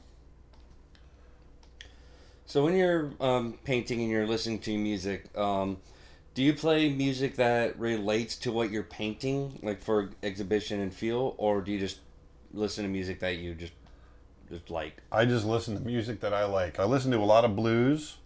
Lately, I've been listening just to a lot of mood music, like chill out type stuff. Electro swing a little bit. Not as much anymore. I kind of got over that. But some of it. And there we go. Trying to hit a few little details in here. But yeah, it's just music that I like, that I just want to listen to. Now, I don't listen to music when I'm just starting to animate a shot, and especially if it has dialogue. For some reason, it uses the same part of my brain, and I can't do it. It's like, I don't know. It's hard to explain, but I can't listen to dialogue and try to figure out what I'm going to do with it, and listen to music at the same time. It's very, very distracting for me. So it's not until I have a scene completely roughed out, if I'm animating, that I actually turn on the music. And it's only when I get to the point where I'm just like filling in drawings, doing in-betweens, breakdowns, that sort of thing, that I do that. Oops. Is there a character you wish you animated? There's movies that I wished I worked on. I wish I worked on Iron Giant. I love that movie.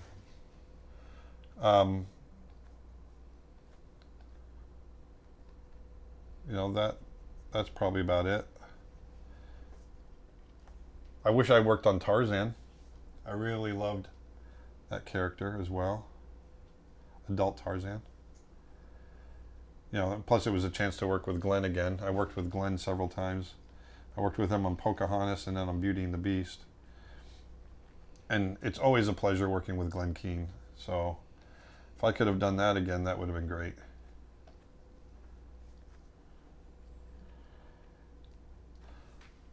So you can see I'm just hitting details. Just a couple places to break things up a little bit. And you'll notice too that I had to put a little shadow in there. You'll notice too that what I do when I get to an area that I want to highlight or put in the shadow, I come in and I grab the color first, and then I'll decide to go a little darker maybe. Maybe I want to add some fur texture in there. Or I can decide, okay, I want to go a little lighter with it. We can hit some highlights and some fur like that. Why do some Disney features get canceled in mid-production? There might be just so many story issues with it that they just decide that they're better just to eat what they've done so far and take the loss than to continue with it and losing more money. That's the biggest reason. But it really does not happen that much anymore, if at all. It just doesn't.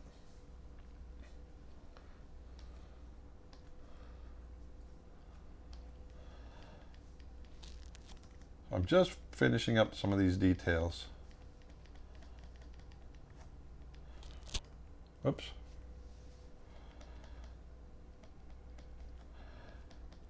There we go. Oh, I just said it again. There we go. There we go. There we go. Let's get some whiskers. Whiskey. Whiskies. Cool Whip. Cool Whip.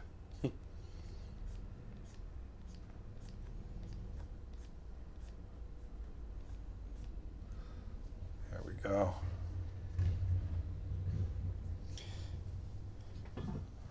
Somebody mentioned about your deal with listening to music, like not being able to listen to music while animating. Yeah.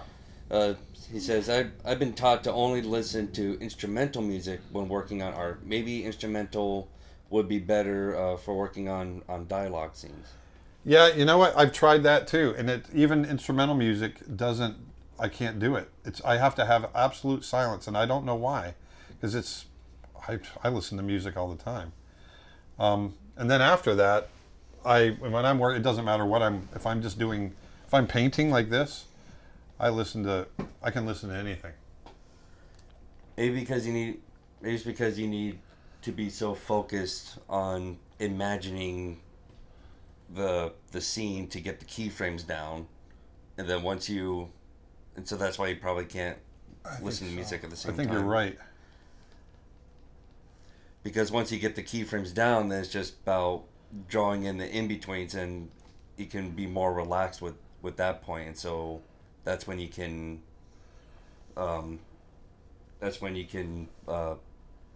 listen to music because you're not concentrating so hard at that point.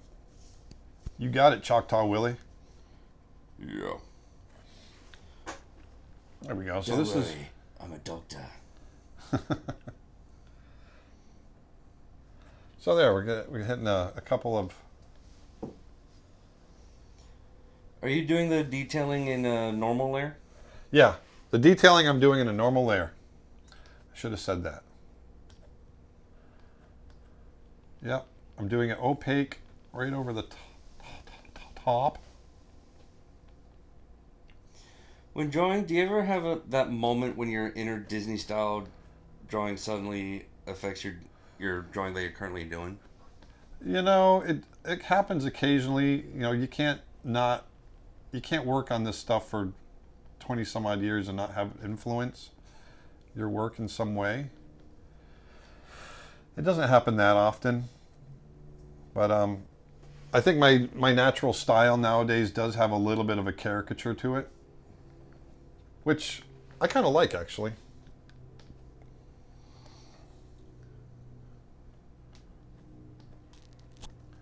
We're getting there, folks. This is going to be a full 2-hour stream today. Have you thought up of a name for the tiger you're drawing? No. What should it be? Who should it be? We'll let James name him. Come on, man. Let me just look at some details of it. Okay.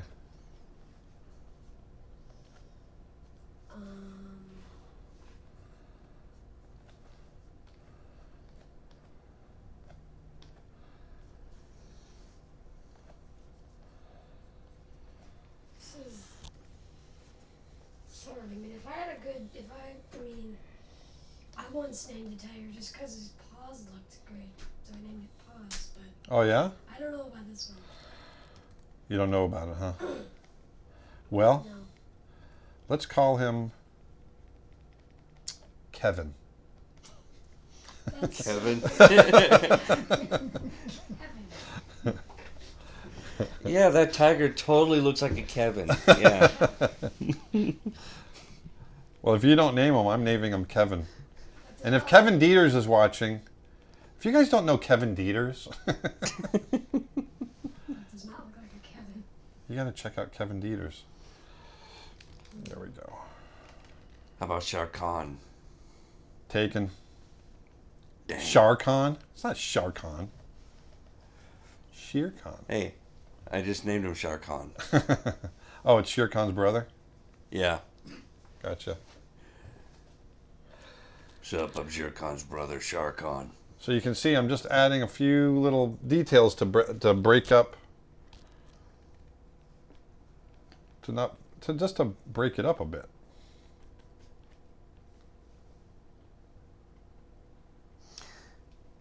Have you watched the Emperor's New Groove documentary that followed how much the production changed? Oh yeah, I watched it change. I was there. I wasn't part of the movie, but I watched it. I actually never And you heard know what? about that. We all would go through that. You know, that wasn't special to just Emperor's New Groove. Almost all of our films go through that much change. In fact, your movie Brother Bear went through that much change. Oh yeah, we went through a lot of change. Aladdin was, they were well on their way to making the film. I was about ready to start, and Jeffrey Katzenberg, who was at Disney at the time, he halted the production, and I think they went away for 4 or 5 weeks and rewrote everything. So, you know, Aladdin used to have a mom and all kinds of stuff, and that was all written out of the movie. So that's a real common practice. It just happens. It just happens.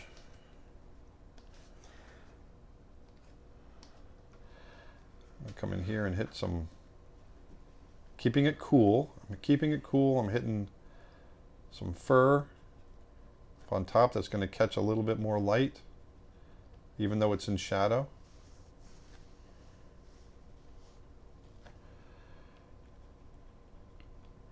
This has been fun. Anytime I get to draw big cats for you guys, I enjoy it. Another thing you do, let me show you this. This is kind of cool. Where's the stripes? There's the stripes. If I go over to the stripes, I'm going to create 2 of them. I'll get rid of one because just in case I ruin one. You can see I've created, actually if I blow this up really big, I've got this brush and I grabbed my smear tool and I've created this brush that's just a bunch of dots. And if you come in here, if I make it small enough and I hit these, if I blow this up, I'm creating fur texture. Just like that. I can knock the percentage back a little bit so it's not quite as strong.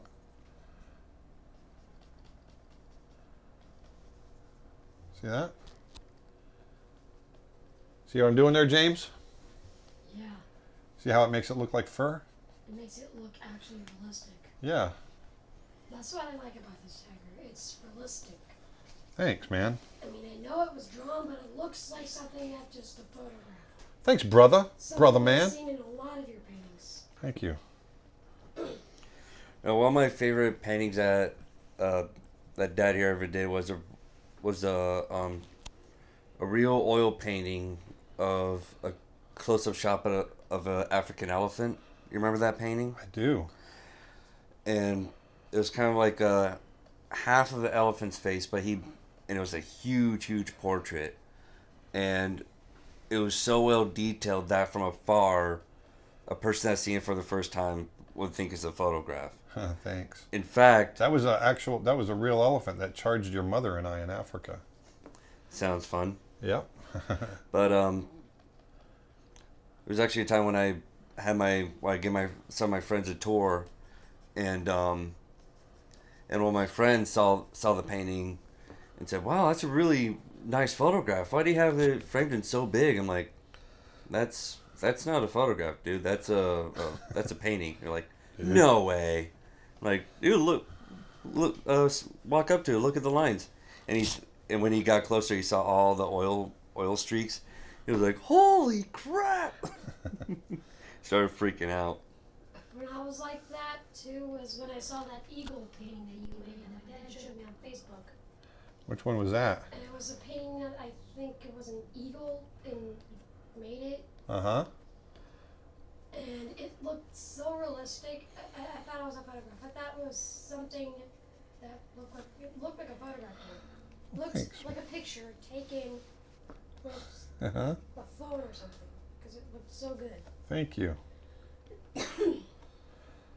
So I'm just hitting up some highlights here, finishing up.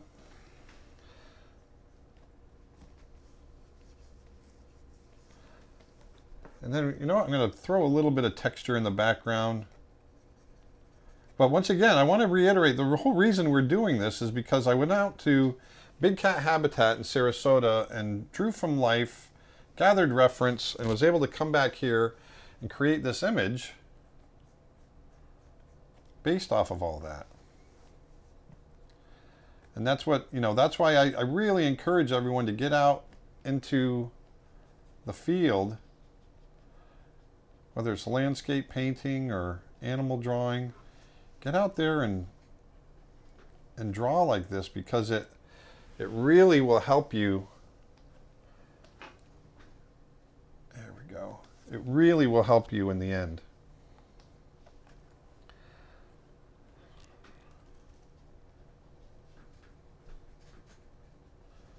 So I want to add a little bit of extra, a little bit of light on here. And I tend to stay pretty loose. I paint pretty direct and pretty loose.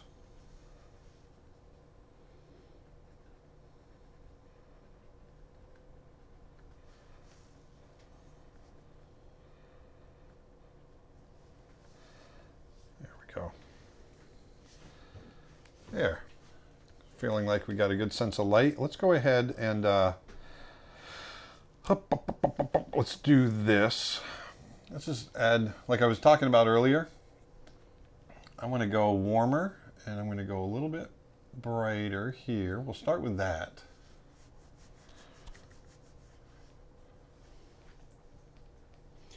How would you suggest improving the line art and coloring?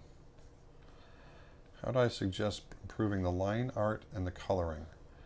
That's too broad of a question. You have to be more specific. I'm not quite understanding what the question is.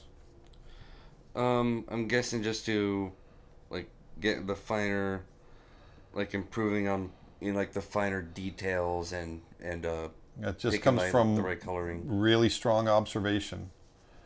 I'm always observing. You just have to, it just comes from a lot of observation. If I'm getting the gist of the question right. Sounds about right. But Nick says that now's a good time for you to do a pan and zoom of the painting. Okay. So here we are. Right here. Here. Right here.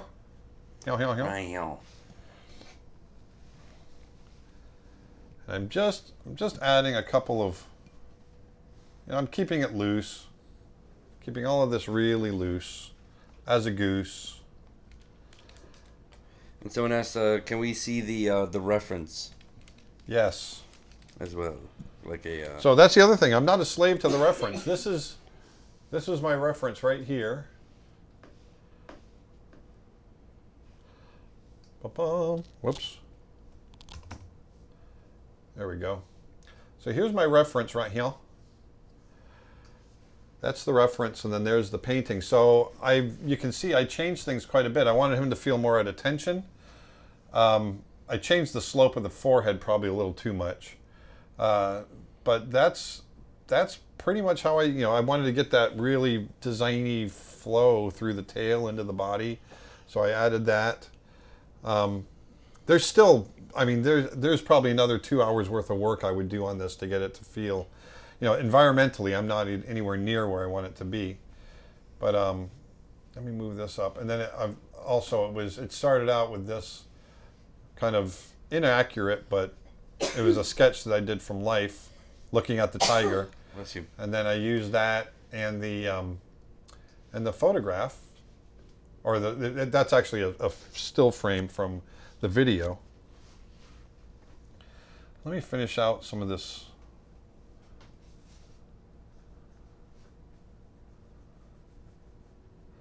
Really want it to mimic the curve, that flow that we've got.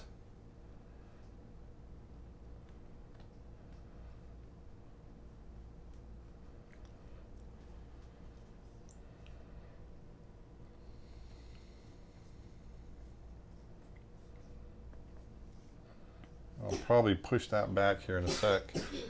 Where do you find your motivation and inspiration besides photos, of course? Just being out in nature. I get all of my inspiration being out there. I love my favorite thing to do in the world is travel. To me, that's the biggest education. The best thing you can do is travel. Meeting other people, seeing other cultures, bringing that knowledge home, and going to foreign lands and and doing all that. That's where I get my inspiration. I'm going to try, let's see here. I'm going to try doing something over the top in front of him.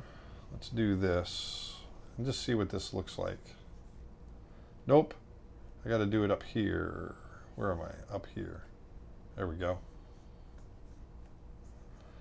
And we definitely need to add some grasses. This is all just one color. I'd have to go in and add quite a bit of color to this. Have you ever used the other Wacom pens like the airbrush or art pen? If so, did you see a benefit from the Pro Pen?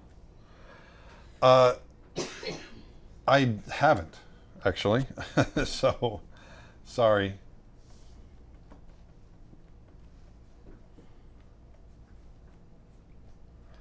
I'm going to do this. Have you ever thought about streaming on Twitch?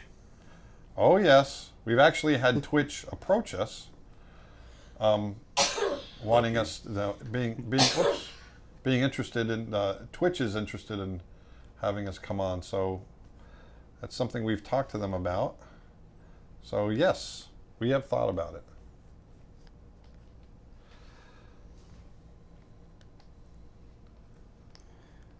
If we start a Twitch account, I can get that into overdrive. Yeah. I know. I've been trying to talk him into it forever. We will definitely do it at some point. As we grow. There. So the grasses, there we go. I just add a little bit of, I just keep it loose. Whoops. Keeping it loose, baby.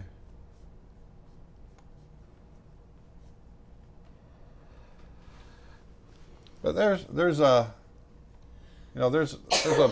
nice quick sketch, not quick, but there's a nice sketch done based on our travels yesterday. I want to break up some of these edges a little bit. What I like to do when I do that, whoops, is this. I want to lose some of the edges a little bit. I'm just going to experiment a little bit. Just to soften him up a little bit.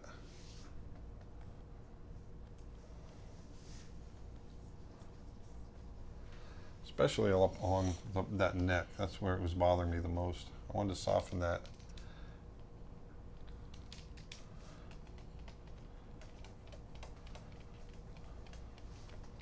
There we go. That feels pretty good. All right, we're almost done. Let me come in here.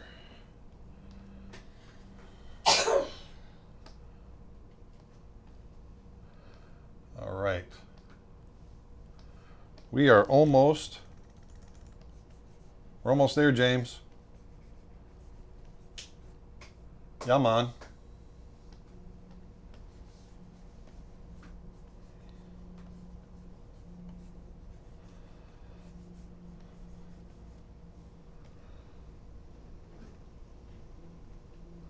There we go.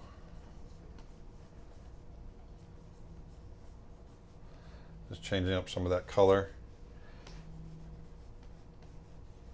There. Keeping it loose. Sound like a broken record, don't I? Let's try one more thing. I want to try. This is where when I get to this point, someone is asking me when do I know when to stop. This is where I really kind of I play around and experiment. Like right now, I want to see what it looks like if I darken this shadow. Really get some good contrast in here. Maybe I pull that out a little bit. It's all about experimenting. I like the texture.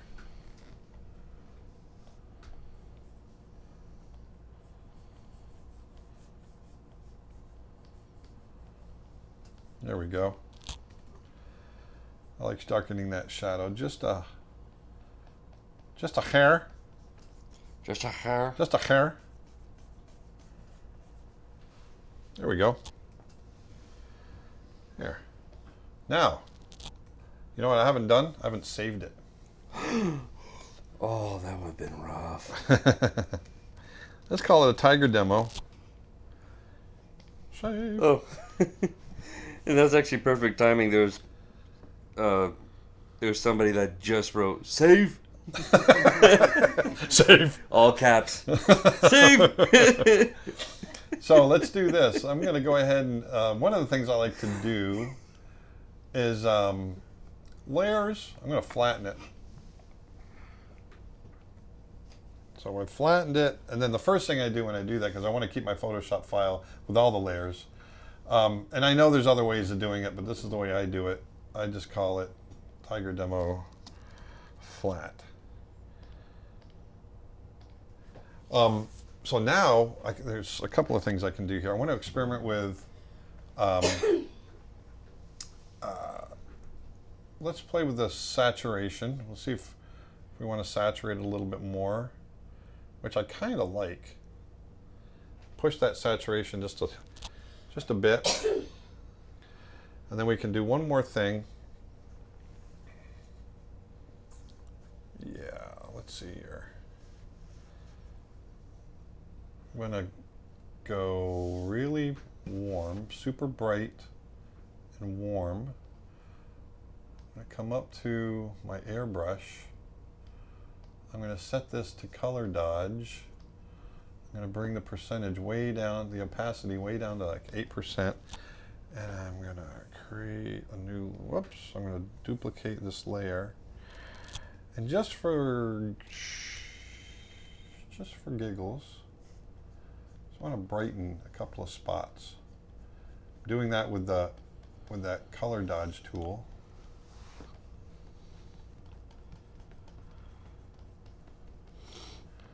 There we go.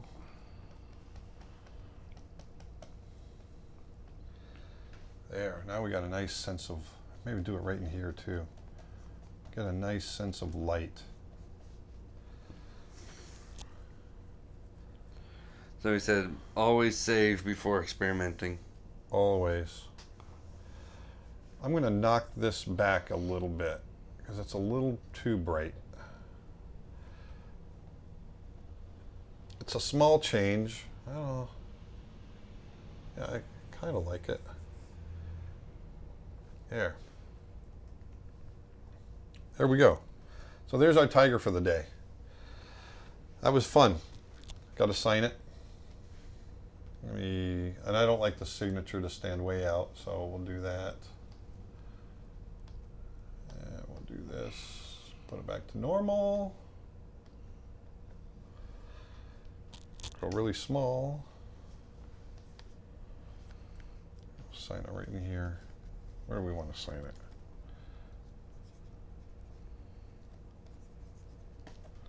There we go. Oh, that's signed on the wrong layer. Bump. I should have created a new layer.